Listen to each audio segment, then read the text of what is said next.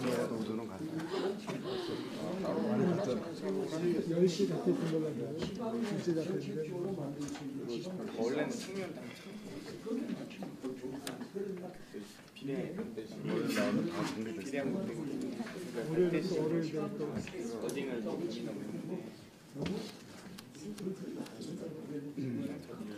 전진에 저희 거는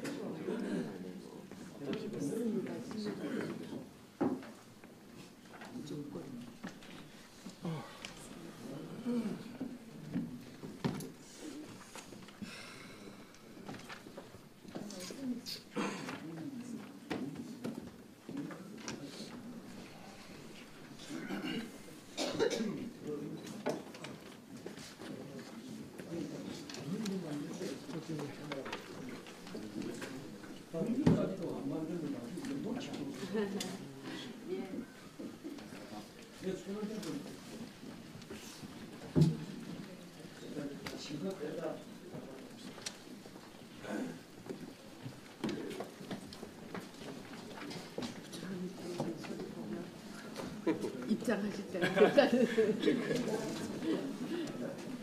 2년 아, 그래서 배려해주느라고 기다리느라 찾아가는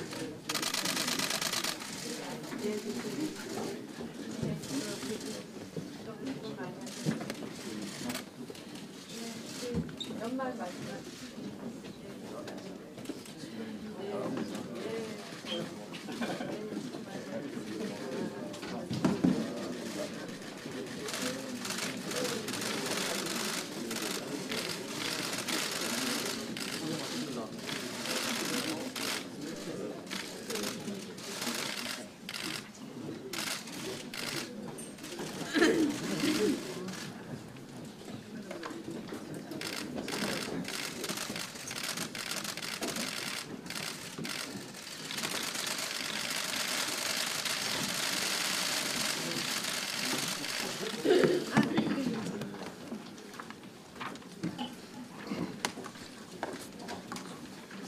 네, 이해찬 당대표의 이름으로 더불어민주당 제33차 학대 간부회의를 시작하겠습니다.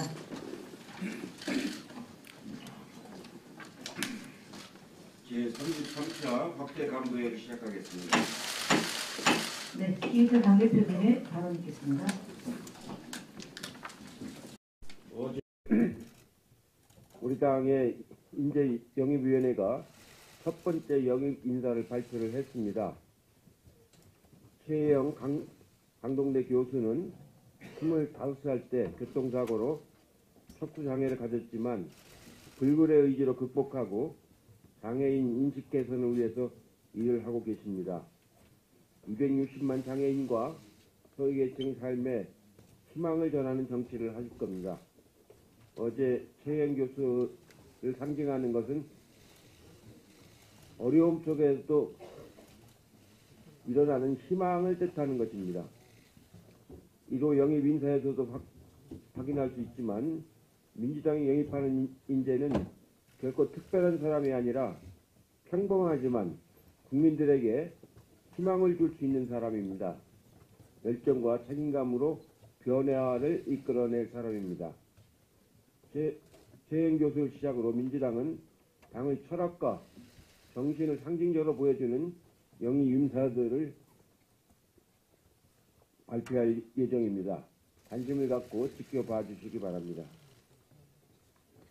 오늘 본회의에서 공직선거법 개정안 표결 처리에 들어갈 예정입니다.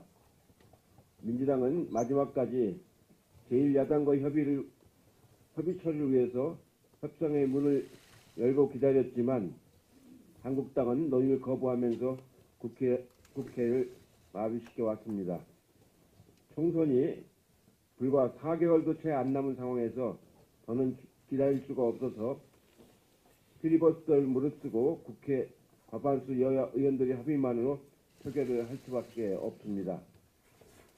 선거의 룰인 선거법을 국회 전체 합의로 처리하지 못한 것에 대해서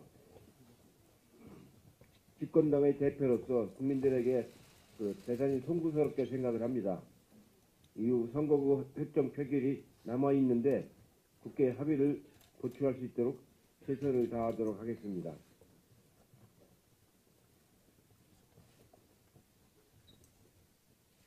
오늘 본회의에서는 예산 부수 법안과 민생 법안 통과가 시급합니다. 현재 20건의 예산 부수 법안은 물론이고 200여 건에 달하는 민생 법안이 한국당의 필리버스터 인질극으로 처리되지 못하고 계류하고 있습니다. 예산 부수 법안과 민생경제 법안의 연내 처리가 무산될 경우 재정 운영과 민생 안정에 심각한 어려움이 발생할 수밖에 없습니다.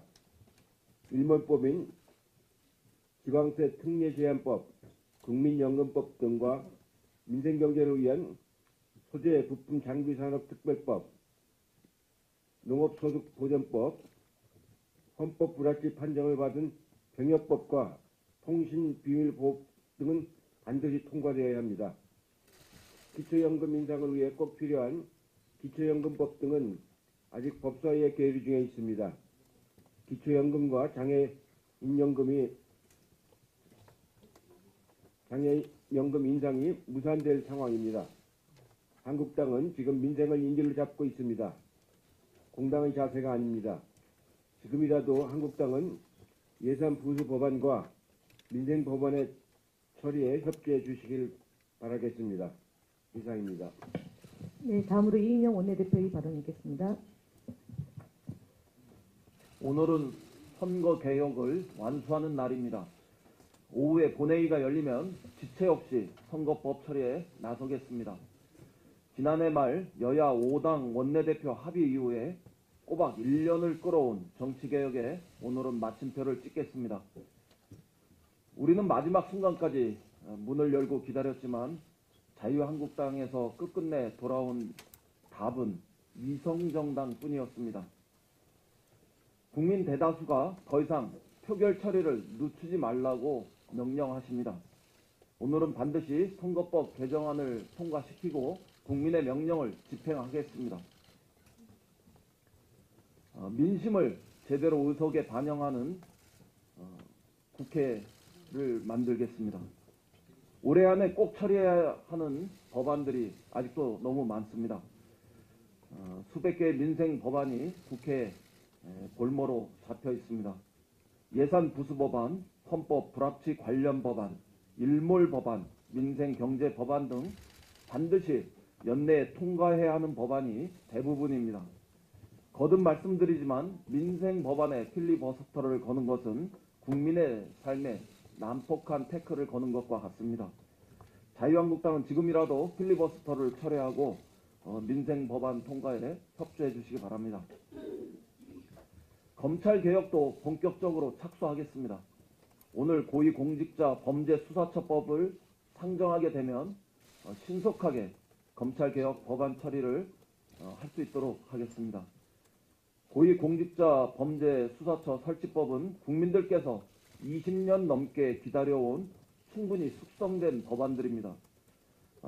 이미 지나칠 정도로 충분한 사회적 토론을 거쳤고 70%가 넘는 압도적 국민의 찬성이 뒷받침하고 있습니다.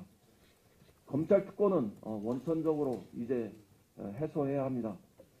정관예우, 스폰서 검사 같은 사법비리, 또 검사 범죄 기소율이 0.1%에 불과한 검찰의 제19 감싸기는 이제 끝내야 합니다.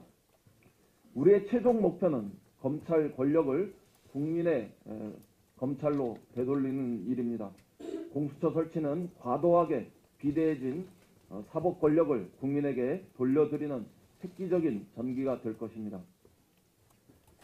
검찰 개혁과 관련한 법안들에 대해서 검찰의 발언은 매우 신중해야 합니다.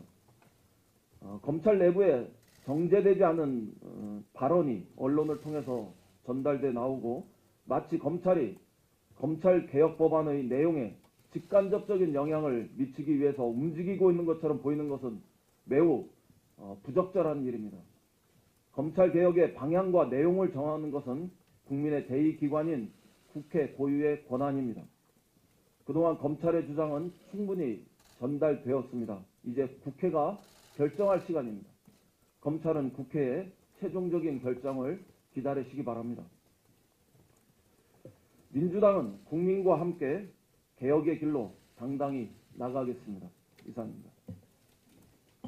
네, 다음은 박주민 최고위원의 발언 있겠습니다. 예, 방금 원내대표님도 말씀하셨지만 저도 검찰개혁 관련돼서 좀 이야기를 하도록 하겠습니다. 최근에 검찰개혁 법안, 그중에서도 공수처 법안의 수정안에 대해서 검찰이 크게 반발하고 있는 듯한 보도가 이어지고 있습니다. 저는 몇 가지 지점에서 이해가 되지 않습니다. 우선 원내대표님도 말씀하셨던 것처럼 이 공수처법은 굉장히 오랜 기간 동안 논의되었던 법안이고 특히 국회에서도 사개특위 단계에서부터 많은 논의가 되어왔던 법안입니다. 제 개인적으로는 4+1 협의체의 논의 시에도 검찰이나 경찰, 법무부 등이 의견을 제시하겠다, 그래서 만나달라고 하면 단 한 번도 만남을 거부한 적이 없습니다. 다른 4+1 협의체 의원님들도 제가 알기로는 진정성을 가지고 검찰, 경찰, 법무부의 의견을 경청하셨던 것으로 알고 있습니다.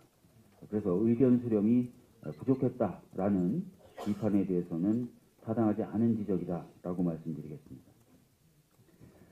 또 입법권은 상권 분립의 원칙에 따라 당연히 국회에 있습니다. 의견 수렴은 하되 최종 결정은 국민의 대표인 국회가 하는 것입니다.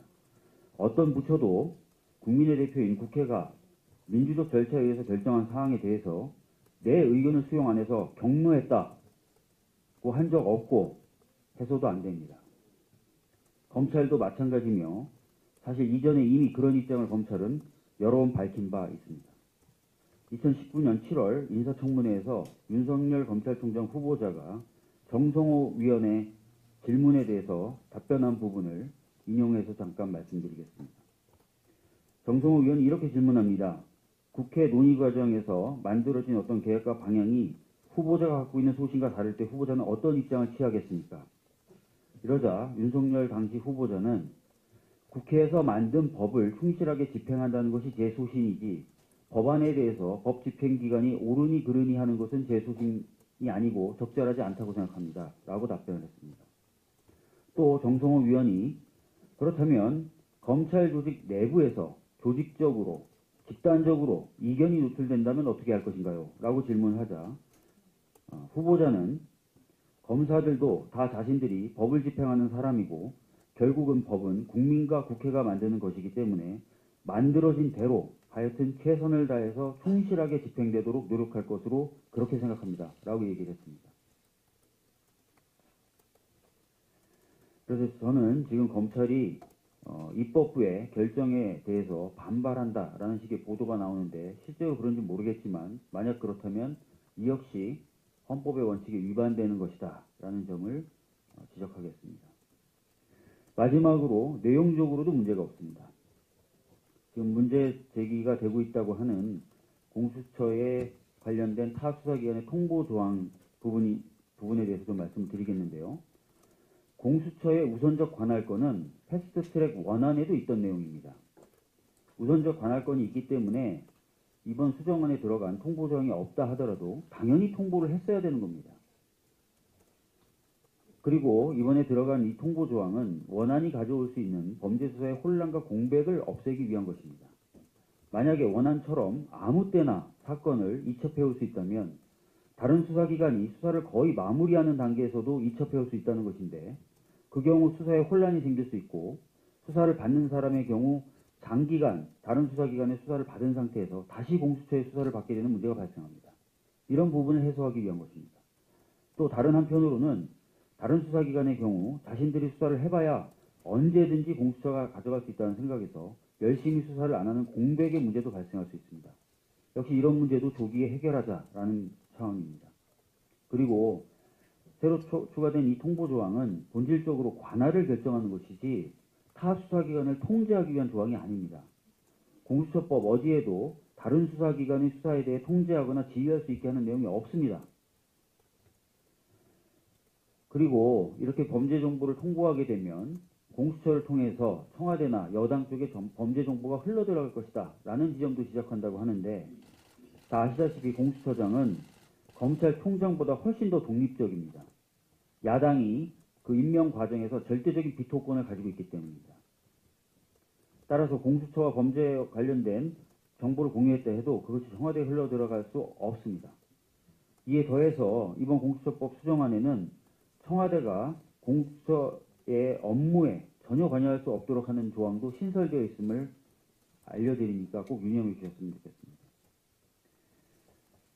다시 한번 말씀드리지만 이 4+1 협의체에서 만든 수정안은 원안의 취지와 범위를 벗어나지 않았고 오히려 검찰의 의견을 일부 수용해서 보완했다는 점을 말씀드립니다.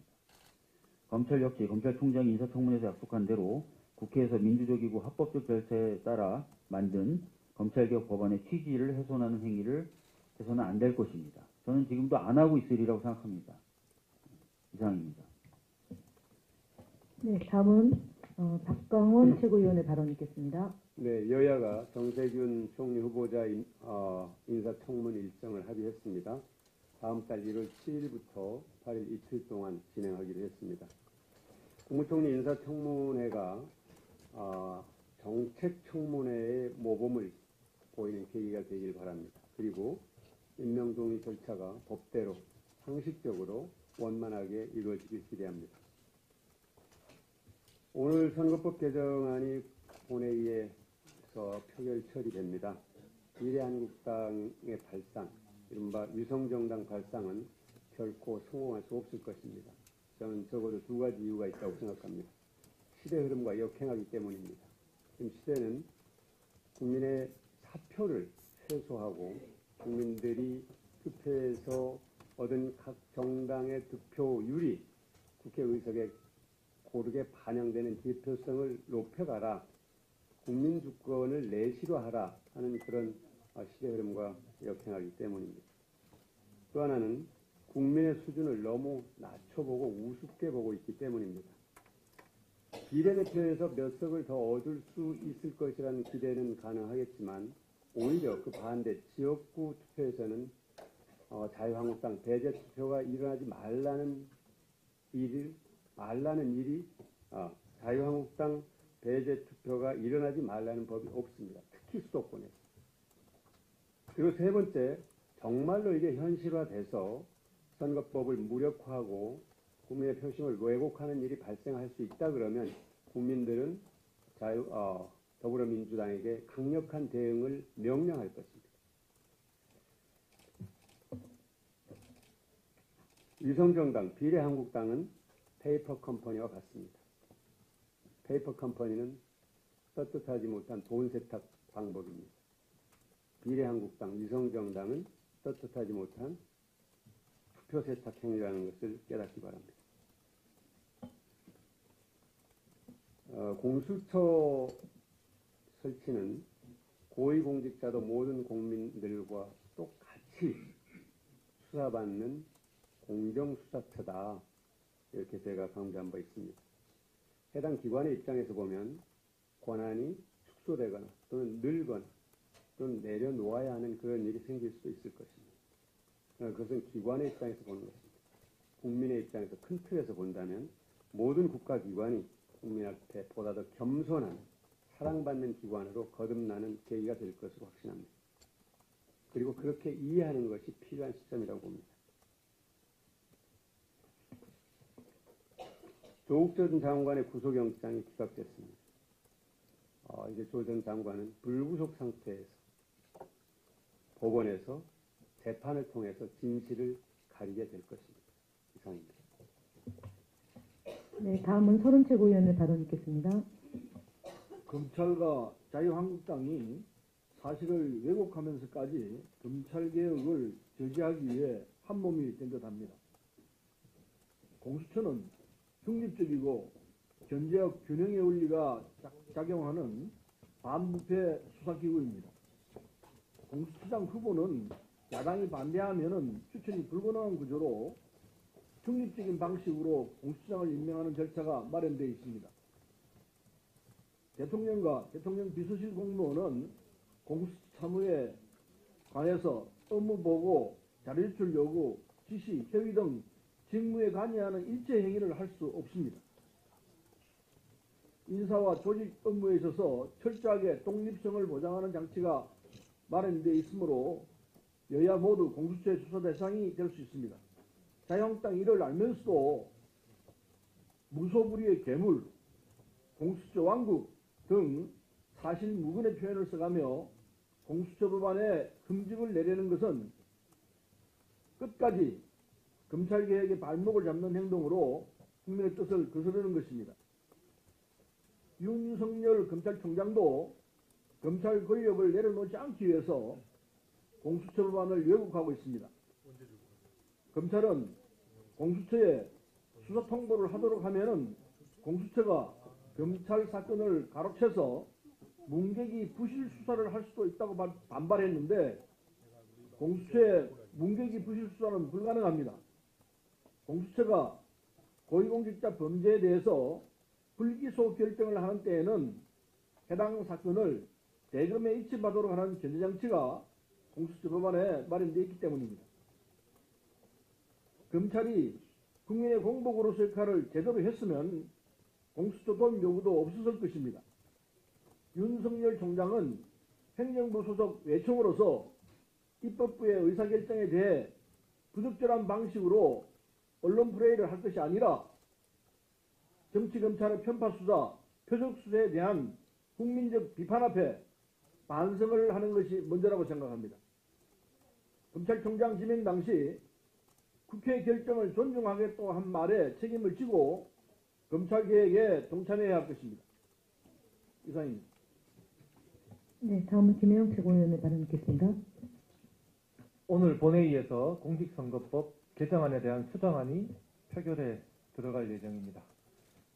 먼저 개인적으로는 개임의 규칙에 해당하는 선거법을 제1야당과의 합의 없이 표결로 강행하는 점에 대하여 대단히 안타깝게 생각합니다. 어느 제도나 정책이든 장점이 있는 반면 단점 또한 있기 마련입니다. 연동형 비례제의 경우 민의를 각 정당의 의석수에 좀 더 일치시키는 점, 소수자 보호의 정신에 다가갈 수 있는 점 등의 장점이 있습니다. 반면 정당이 난립되어 전국이 불안정해질 우려가 있고 의석수 계산이 복잡해지는 단점 등이 있습니다. 저는 연동형 비례제의 이러한 장단점 중 장점의 부분에 좀 더 의미를 두고 싶습니다. 물론 향후 연동형 비례제 하에서 선거를 치르게 된다면 연동형 비례제가 제도의 취지에 맞게 실제로 작동하는지 또 우리의 대통령제와 조화롭게 운영되는지 등을 세밀하게 살펴보아야 할 것입니다.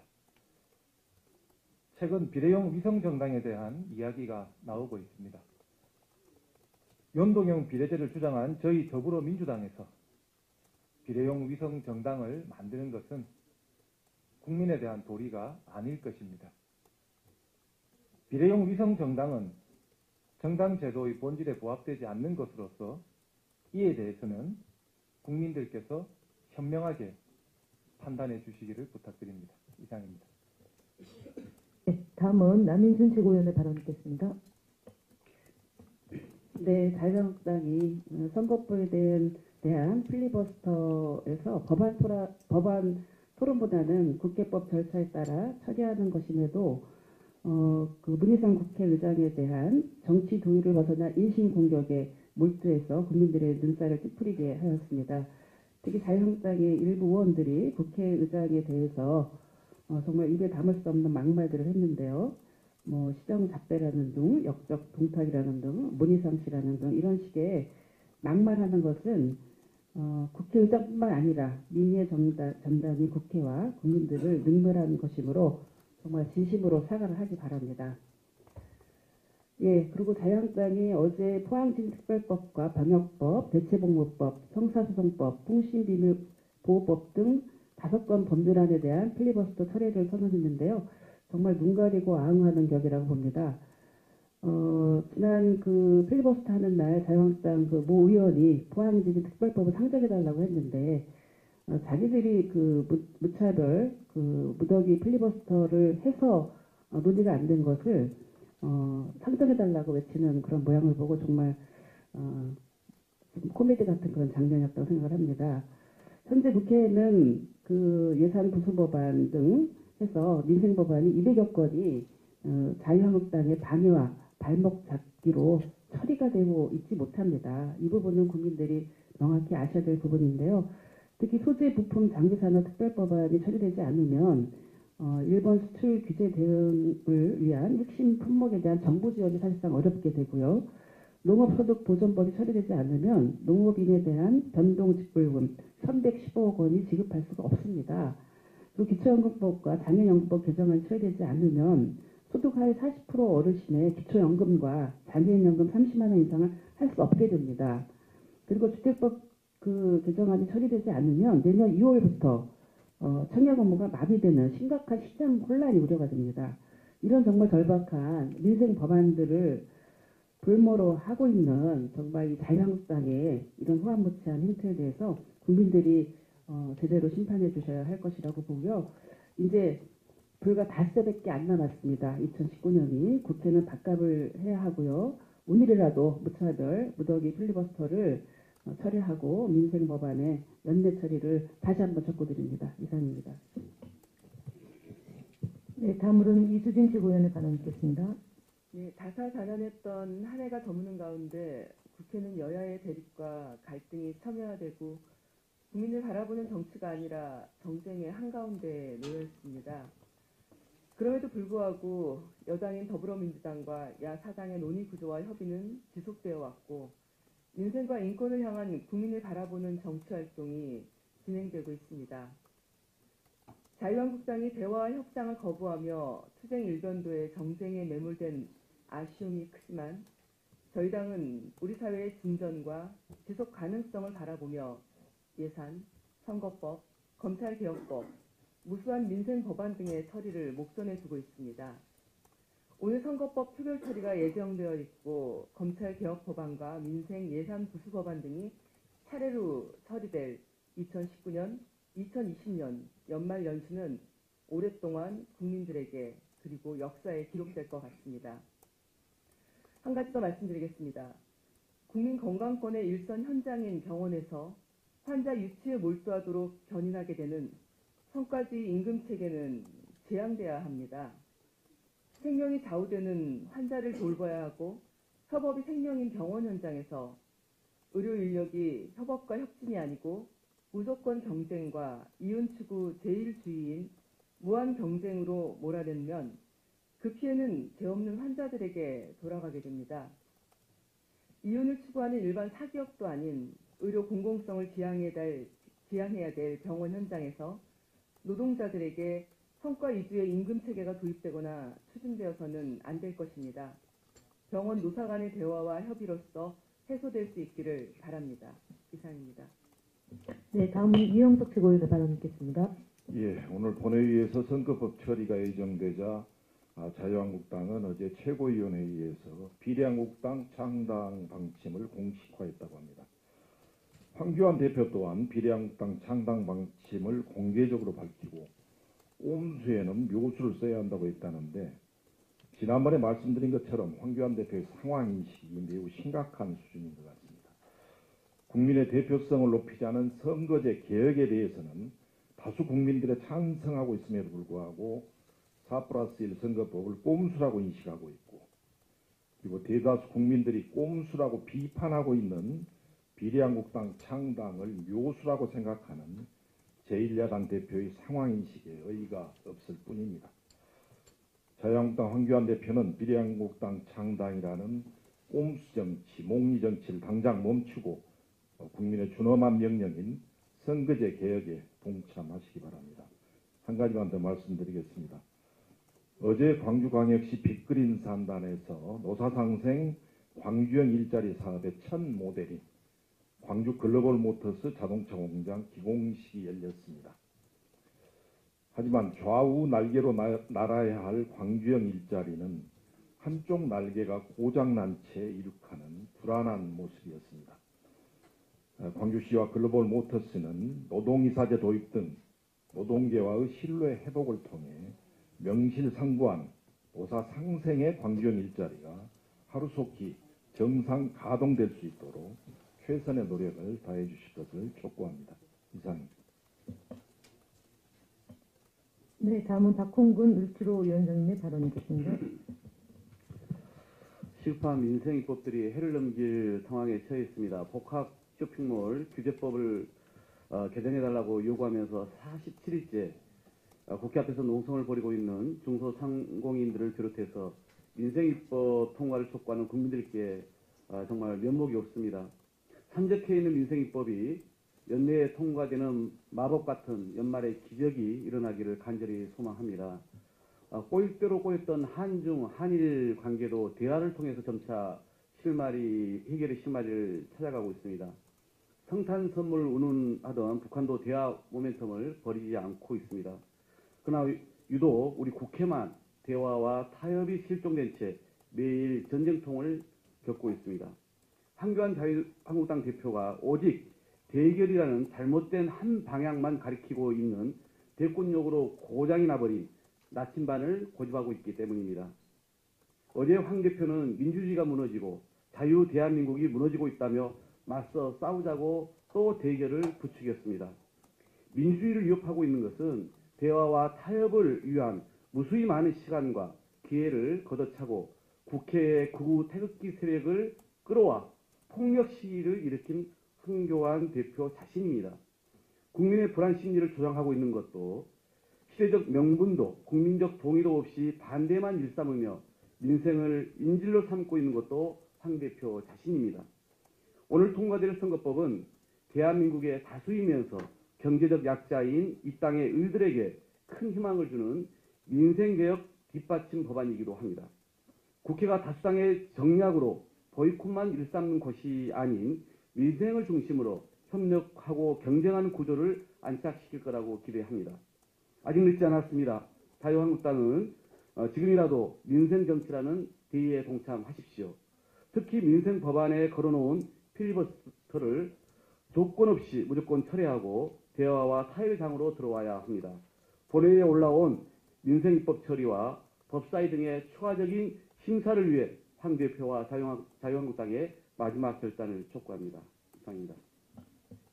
네, 다음은 김정우 사회적경제위원장님의 발언이겠습니다.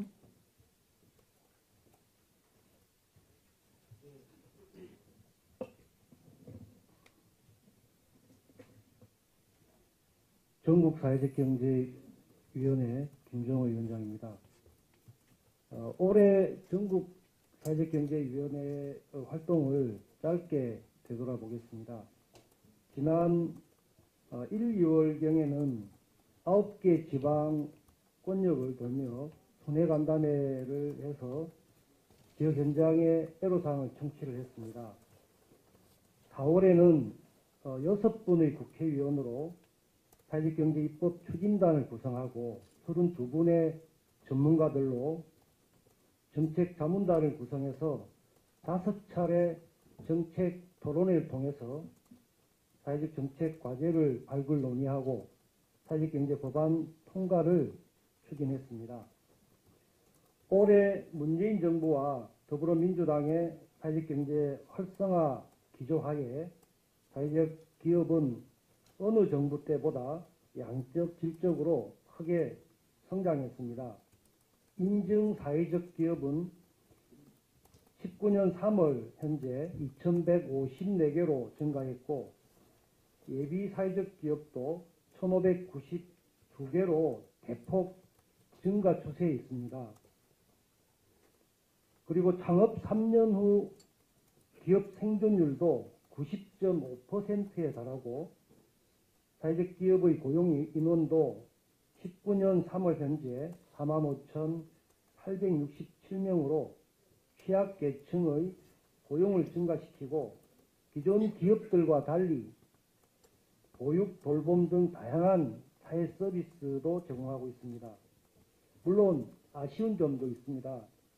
사회적 경제기업의 종합적인 법적 근거를 만드는 사회적 경제 기본법, 또 공공기관이 사회적 가치 실현 계획을 수립하고 평가하는 근거를 만드는 사회적 가치 기본법, 공공부문의 사회적 경제 기업 제품 판로를 확대하는 사회적 경제 판로 지원법, 이 사회적 경제 3법은 자유한국당의 강한 반대에 부딪혀 아직도 상임위에 계류 중입니다.